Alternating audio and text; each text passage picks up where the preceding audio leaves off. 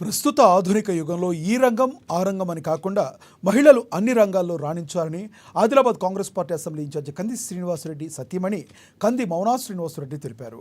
అంతర్జాతీయ మహిళా దినోత్సవం సందర్భంగా భారత జాతీయ మహిళా సమాఖ్య ఆధ్వర్యంలో పట్టణంలోని శ్రామిక భవన్లో నిర్వహించిన కార్యక్రమానికి ఆమె ముఖ్య అతిథిగా విచ్చేశారు. నిర్వాహకులు ఘనస్వాగతం పలికి శాలువ పుష్పగుచ్చంతో సత్కరించారు. సృష్టికి మూలం స్త్రీ అని, మనం పూజించే దేవుడు కూడా ఒక అమ్మకు కొడుకే అన్నారు. ముందుగా తల్లిగా మనం మన కుటుంబాన్ని మంచిగా తీర్చిదిద్దాలనుకోవాలన్నారు.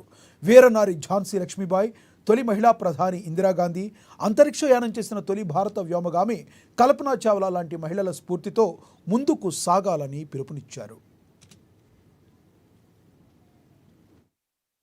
మరి రాను రాను మరి ఎక్కువనే అవుతున్నాయి. మరి పురుష ఆధిక్యత అన్నది ఇంకా పోలేదు. మరి మనము హ్యాపీ ఉమెన్స్ డే అక్క. అందరూ శక్తి అంటేనే మహిళ, మనం చేయలేదంటూ ఏది లేదు. ఎందుకంటే మనం కంటేనే పిల్లలు వస్తున్నారు, మగ పిల్లలు కానీ ఎక్కడైనా కానీ ఏ రంగంలోనైనా. ఇప్పుడు ముందు కాలంలో ఒక మహిళ ఇల్లు దాటి బయటకు రావాలంటే ఎన్నో కట్టుబాట్లు ఉండేవి. కనీసం నోరెత్తి ఇంట్లో కూడా మనకు పుట్టిన బాబుకి మనం పేరు పెట్టుకునే స్థితి కూడా లేకపోతుండే. దేంట్లో కానీ మనకు సమానత్వం అనేది లేకపోయింది. కాకపోతే ఇప్పుడు ఆ పురాణాల నుంచి ఇప్పటి వరకు రాణి ఝాన్సీ లక్ష్మీబాయి గారిని చూసుకోండి. ఆవిడ తన భర్త చనిపోయిన తర్వాత ఒక రాజ్యాన్ని బ్రిటిషర్స్ నుంచి ఆమె కాపాడడానికి ఆమె ప్రయత్నించింది. అలాగే కల్పనా చావ్లా, ఇందిరాగాంధీ మొట్టమొదటి మహిళా ప్రైమ్ మినిస్టర్ ఆవిడ. కాబట్టి మహిళలు చేయలేనిదంటూ ఏది లేదు. ముందు మనని మనం నమ్ముకోవాలి. ఇది నేను చేయగలుగుతా, నన్ను ఎవరు ఆపలేరు.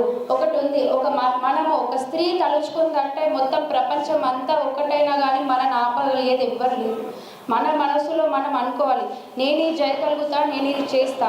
వస్తాయి అడ్డంకులు, చాలా వస్తాయి. ఇంట్లో మనని కన్న తండ్రి నుంచి, మనం చేసుకున్న భర్త నుంచి బయట వెళ్ళే ప్రతి దగ్గర ఇది మీకు అవసరమా, మీరు ఇంట్లో కూర్చోవచ్చు కదా అంటారు.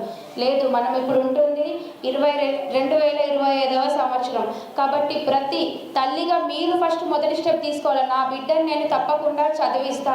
మంచి బట్టలు మనం ఇవ్వకపోయినా పర్వాలేదు, వాళ్ళకి మనం ఎక్కడైనా కానీ మంచి ప్రోగ్రామ్స్ అవన్నీ కాదు, ముందు చదివియండి. ఒక పూట అన్నం పెట్టకండి, 2 పూటలే అన్నం పెట్టండి, 3 పూటలు పెట్టకండి. 2 పూటలు అన్నం పెట్టైనా కానీ వాళ్ళని చదివించండి.